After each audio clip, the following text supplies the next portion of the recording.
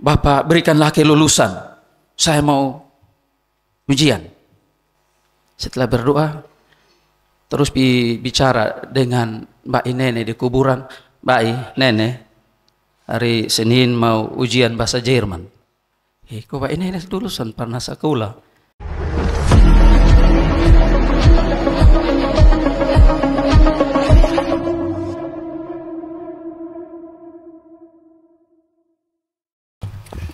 Shalom. Bapak Ibu saudara-saudara, dalam perayaan Bulan Budaya di minggu ini kita ada di bawah tema doa Yesus untuk persekutuan yang diutus, doa Yesus untuk para murid atau doa Yesus untuk gerejanya. Jadi secara garis besar isi doa Yesus itu, biarlah mereka menjadi satu, ut omnes unum sin. Itu orang-orang atau anak-anak atau para mahasiswa GMKI punya moto, ut omnes unum sin, biarkanlah mereka semua menjadi satu. Bapak Ibu saudara-saudara yang dikasihi Tuhan Yesus Kristus, pada kesempatan perayaan Bulan Budaya minggu ini sekaligus dengan baptisan kudus bagi salah seorang anak atau cucu kekasih kita ada di bawah tema ini. Wasiat atau pesan terakhir dari orang tua adalah salah satu jenis pesan yang akan dipegang teguh oleh anak-anak atau oleh orang, siapapun dia. Bahkan pesan ini akan terus dibicarakan berulang-ulang supaya diingat-ingat turun-temurun, agar apa? Agar dapat dilaksanakan di dalam kehidupan bahkan oleh generasi berikutnya. Dan wasiat itu bukan saja berhubungan dengan materi atau harta benda kekayaan, tetapi wasiat itu juga berhubungan dengan hal-hal moral, etika, nilai-nilai kemanusiaan, nilai-nilai cinta kasih, nilai-nilai keadilan. Karena kadang kita berpikir ketika kita bicara tentang warisan, maka kita pikir, oh, warisan harta kekayaan, harta benda. Karena kita berpikir itu saja. Padahal juga ada warisan-warisan rohani yang diturunkan bagi generasi-generasi penerus, warisan surgawi. Ada juga warisan-warisan bagaimana orang hidup satu sama lain secara harmonis. Dan ini menjadi tugas tanggung jawab dari para orang tua bagi generasi-generasi penerusnya. Bertepatan hari ini ada baptisan. Salah satu tugas orang tua adalah memberikan warisan.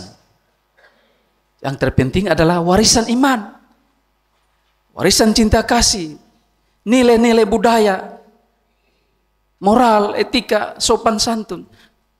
Sekali lagi saya ingin katakan bahwa kadang kita berpikir adat budaya itu ya sebatas pakaian adat, sebatas urus orang nikah itu adat. Padahal adat budaya lebih daripada itu. Yaitu bagaimana menjaga keharmonisan kehidupan kita dengan Khalik atau pencipta, bagaimana menjaga keharmonisan kita dengan sesama, bagaimana menjaga keharmonisan hubungan yang baik kita dengan alam ciptaan. Itu adat, itu budaya, dan semua itu tergambar dalam tutur-tutur adat, dan semua itu tergambar dalam motif-motif tenun. Itu semua tergambar dalam bentuk-bentuk rumah adat. Bagaimana hubungan manusia dengan pencipta, bagaimana hubungan manusia dengan sesama, bagaimana hubungan manusia dengan lingkungan alam. Bapak Ibu saudara-saudara, bulan ini kita ada dalam perayaan Bulan Budaya. Perayaan Bulan Budaya seperti saya katakan beberapa waktu yang lalu, sebenarnya sebuah upaya secara sadar mau menurunkan nilai-nilai budaya, nilai-nilai adat kepada generasi-generasi penerus. Yaitu tadi, bukan saja sekedar pakaian, tutur adat, tetapi bagaimana menurunkan nilai-nilai cinta kasih, penghormatan, penghargaan kepada kemanusiaan, penghargaan kepada lingkungan alam, penghormatan kepada Sang Pencipta.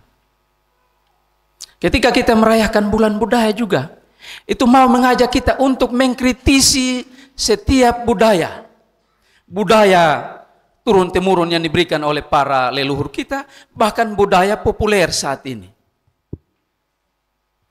Kita terima tetapi kita kritisi. Mana yang patut kita pakai dalam kehidupan. Dan mana yang harus kita buang. Karena tidak semua kebiasaan budaya, baik itu budaya yang dulu-dulu, bahkan budaya populer ini, tidak semuanya harus kita terima. Tidak semua hal yang populer harus kita lakukan.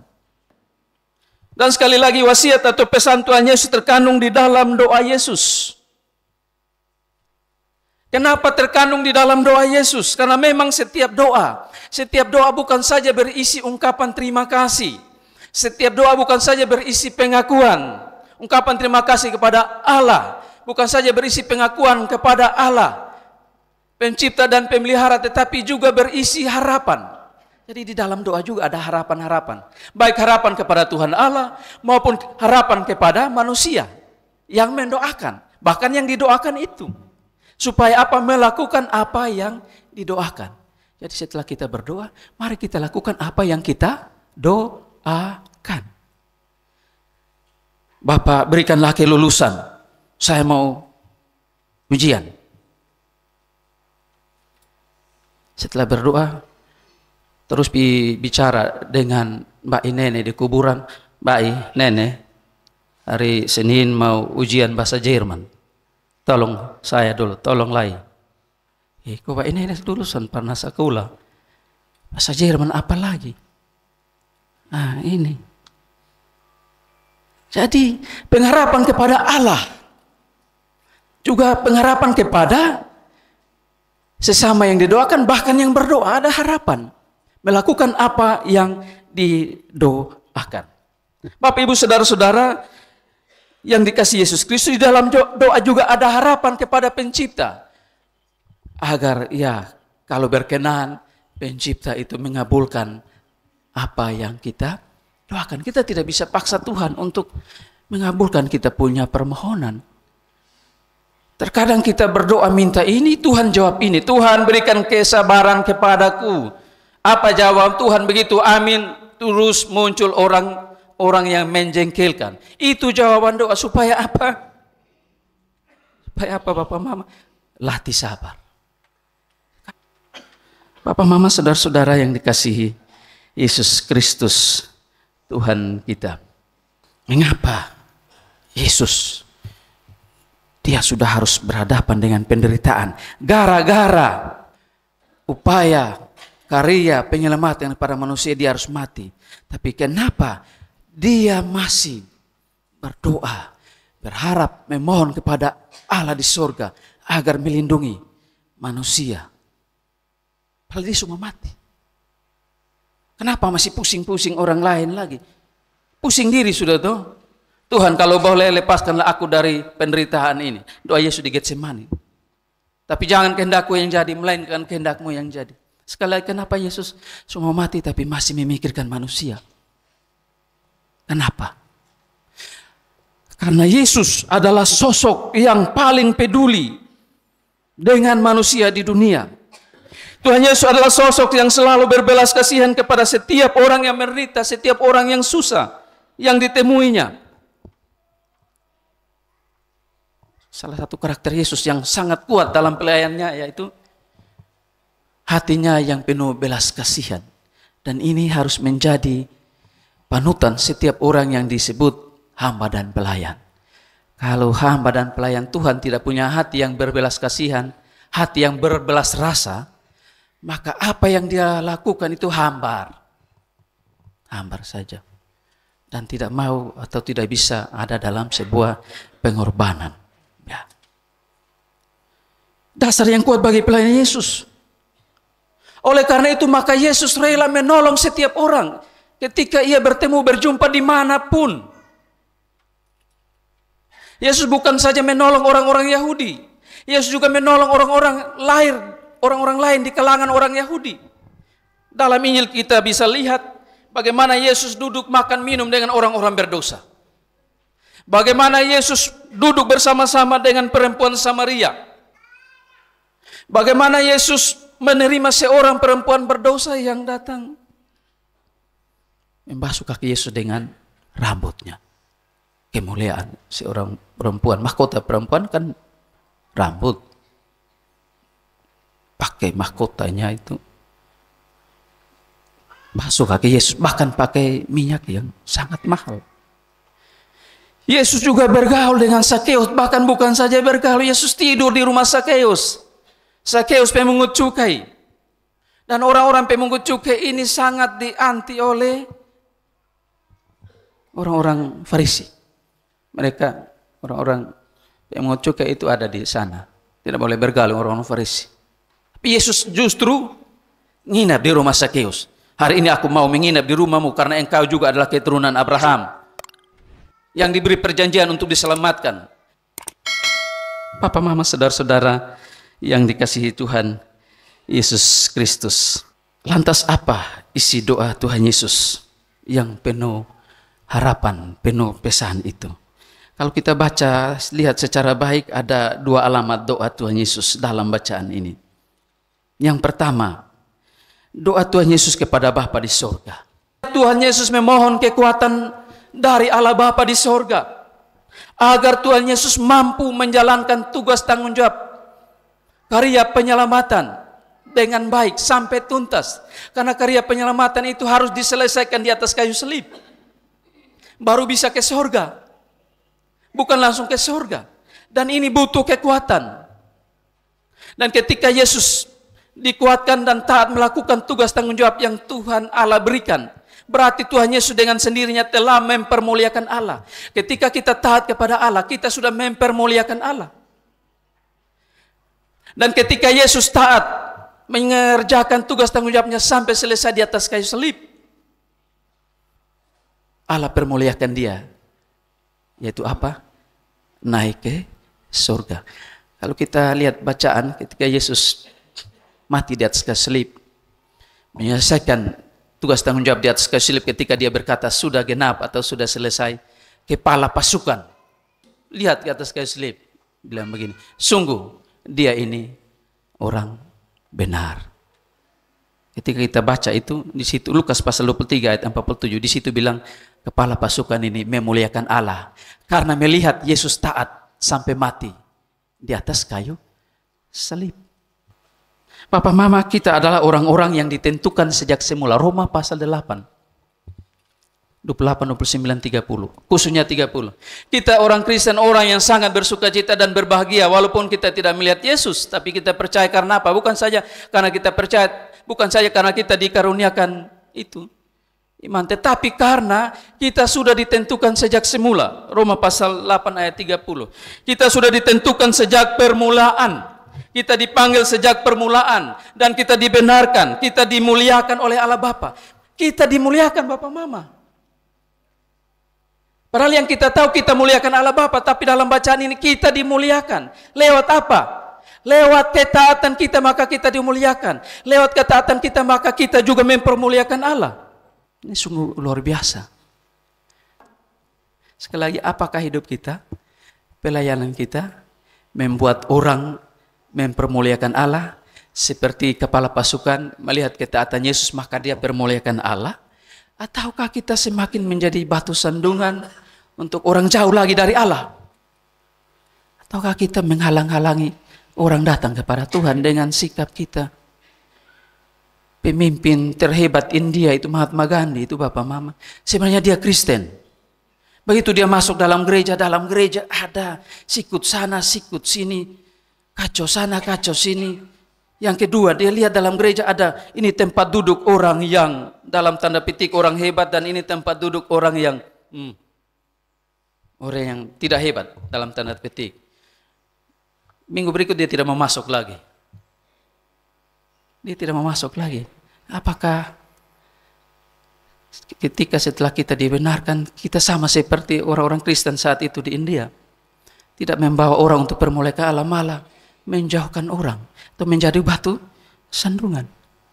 Sekali lagi Yesus dipermuliakan oleh Allah Bapa melalui kekuatan surgawi agar ia taat sampai mati di kayu salib dan ia naik ke surga. Dan lewat ketaatannya, Yesus mempermuliakan Allah. Dan semua orang yang melihat ketaatan Yesus datang untuk mempermuliakan Allah. Dan inilah panggilan kita. Tidak bisa ditawar-tawar ketika kita tolak. Berarti kebinasaan menjadi bagian kita. Doa kedua berisi, atau doa bagi murid-murid, sekaligus harapan kepada murid-murid agar murid-murid ada di dalam pengutusan. Karena mereka diutus. Mereka sudah dimenangkan, mereka diutus. Karena itu harus teguh menjalankan tugas tanggung jawab mereka. Walaupun dunia akan menolak mereka, karena dunia sudah menolak Yesus. Walaupun dunia membenci mereka, karena dunia sudah benci Yesus. Mereka harus teguh menjalankan tugas tanggung jawabnya. Dan karena itu Tuhan Yesus minta kepada Allah Bapa agar menolong murid-muridnya, menolong gerejanya, agar mampu melaksanakan tugas tanggung jawab ini. Dari 12 orang jadi 500 orang. Dari 500 orang menjadi 3.000 orang. Dan sampai sekarang menjadi miliaran orang. Karena doa Yesus ini. Itu berarti gereja tidak boleh tutup diri. Gereja tidak boleh isolasi diri. Gereja harus terbuka. Gereja tidak boleh asingkan diri. Gereja harus hadir di dalam dunia ini. Karena ke dalam dunia ini kita diutus untuk jadi berkat bagi dunia. Dunia melihat kasih dan kuasa Yesus Kristus dalam diri gereja. Pertanyaannya, siapa ke gereja? Oh, gereja itu ini gedung. Oh, gereja ini majelis jemaat dong, pengurus dong. Tidak. Gereja kotong semua. Kalau ini gedung gereja. Yesus harapkan dunia melihat kasih cinta Allah. Tuhan mengharapkan dunia melihat kuasa Allah, kuasa Yesus Kristus di dalam diri gereja. Menjadi berkat bagi dunia. Membagi sukacita damai sejahtera bagi orang lain. Walaupun ada harga yang harus kita bayar. Ditolak, disiksa, dianiaya. Memang Bapak Mama, kebenaran ini ketika disampaikan tidak semua orang mau terima. Tidak semua orang mau terima. Karena orang masih mempertahankan egonya, gengsinya. Tidak akan terima. Yesus saja sudah ditolak. Perlu hanya diaken. Perlu hanya pengurus kaum Bapak. Ini contoh. Perlu hanya pendeta.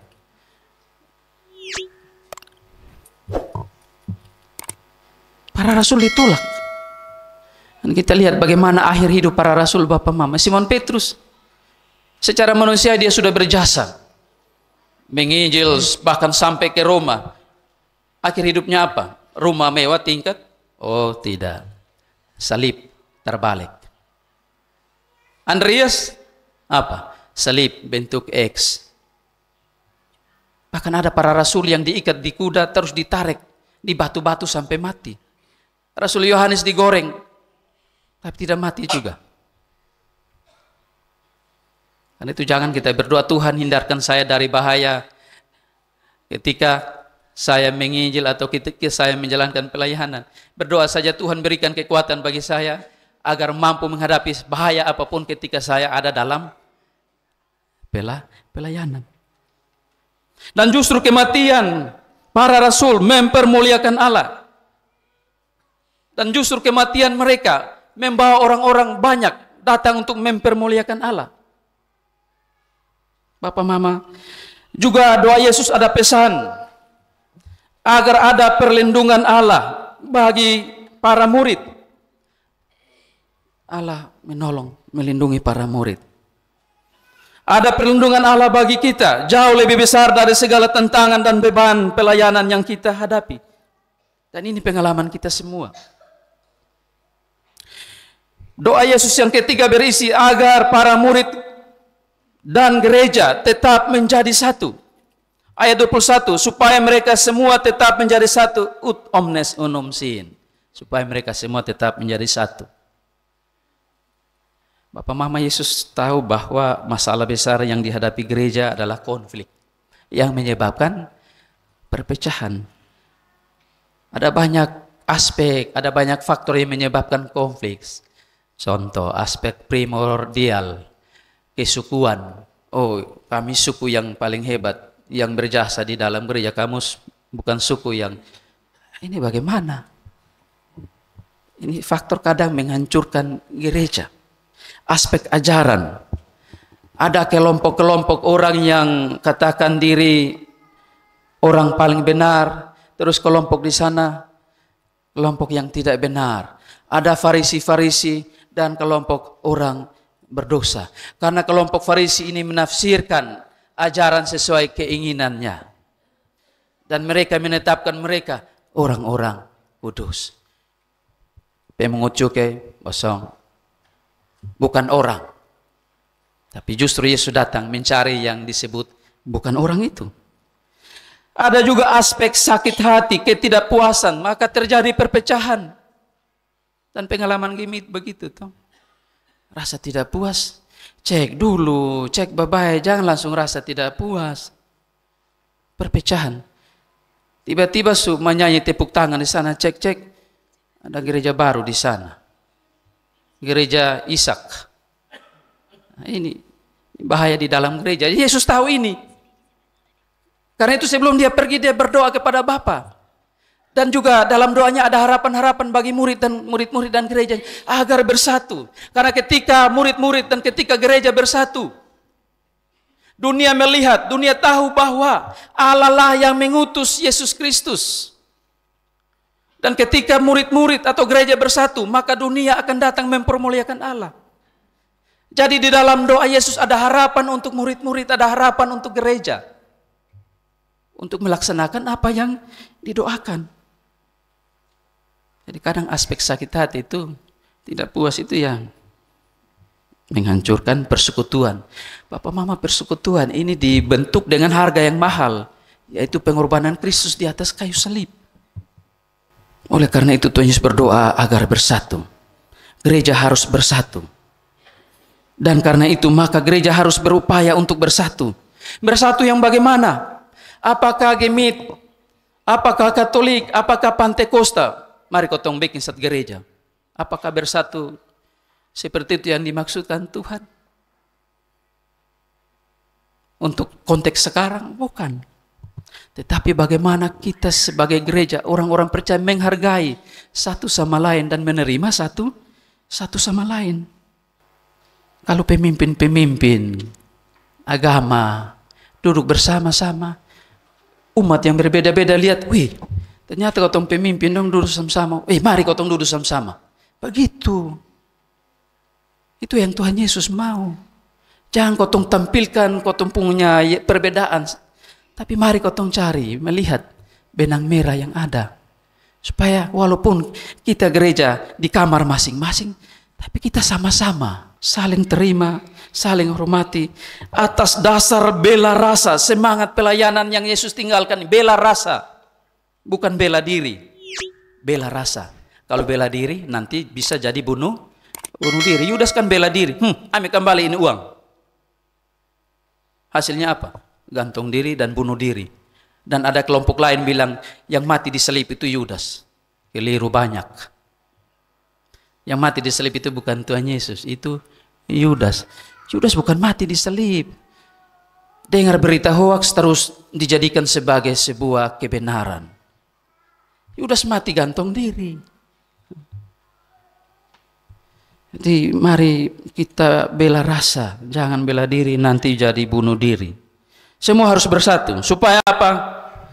Dunia tahu bahwa Yesus Kristus yang datang mempersatukan ini diutus oleh Bapa. Dan apalagi supaya dunia mempermuliakan Allah karena melihat kasih Allah di dalam kehidupan kita. Papa mama yang dikasihi Yesus Kristus. Karena itu kesempatan ini mari kita pelihara persekutuan yang Tuhan Yesus sudah bentuk dengan darahnya. Persekutuan mulai dari dalam rumah tangga, suami istri. Persekutuan mulai dari dalam rumah tangga, orang tua terhadap anak-anak. Persekutuan dengan tetangga. Persekutuan dalam hidup bergereja. Memang dalam hidup bergereja ini ada bermacam-macam perbedaan latar belakang. Tetapi dari bermacam-macam perbedaan, bukan saja beda suku, bahasa, tetapi juga beda pendapat. Adilah dengan beda-beda pendapat ini kita saling menghargai, menghormati, agar kita mengupayakan kesatuan hidup bergereja. Dan doa Yesus harus dihidupi oleh gereja.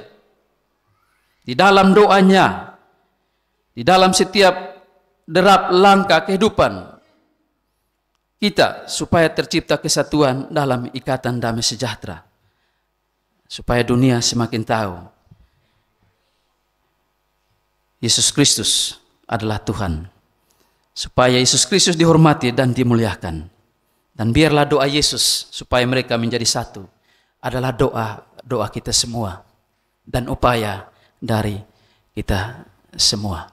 Tuhan berkati kita semua di hari ini, dalam perayaan ini, dalam etnis Timor, dan di dalam baptisan kudus ini. Kita yang hadir juga mengingat kembali dulu kita datang membawa anak-anak kita untuk dibaptis. Ingat kembali tugas tanggung jawab kita sebagai para orang tua. Amin.